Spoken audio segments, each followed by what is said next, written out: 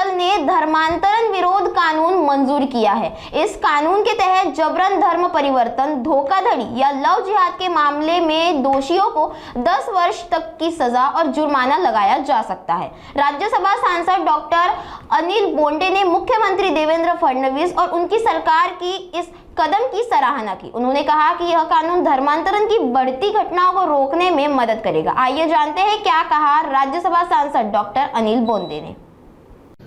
महाराष्ट्राच्या मंत्रिमंडळाने कॅबिनेटमध्ये धर्मांतरण विरोधी कायद्याचं विधेयक पारित केलेलं आहे आणि या कायद्यामुळे जो बळजबरीनं धर्मांतरण करेल, फसवणूक करून करेल, लव जिहादच्या माध्यमातून करेल, सामूहिक धर्मांतरण करेल, अशा सर्व व्यक्तींना 10 वर्षापर्यंतची सक्तमजुरीची शिक्षा आणि दंड या दोन्ही गोष्टी दिलेल्या आहे। आणि म्हणून मुख्यमंत्री देवेंद्रजी फडणवीस आणि त्यांच्या सरकारचं मी मनपूर्वक अभिनंदन करतो आणि यासाठीच सरकार पाहिजे होतं। कारण या काँग्रेसची मुसलमानांची लांगुलचालन करण्याची पद्धत एवढी होती की काँग्रेस जर राहिली असती तर कदाचित त्यांचं संपूर्ण भारताला हिरवं करण्याचं स्वप्न त्यांनी पूर्ण केलं असतं।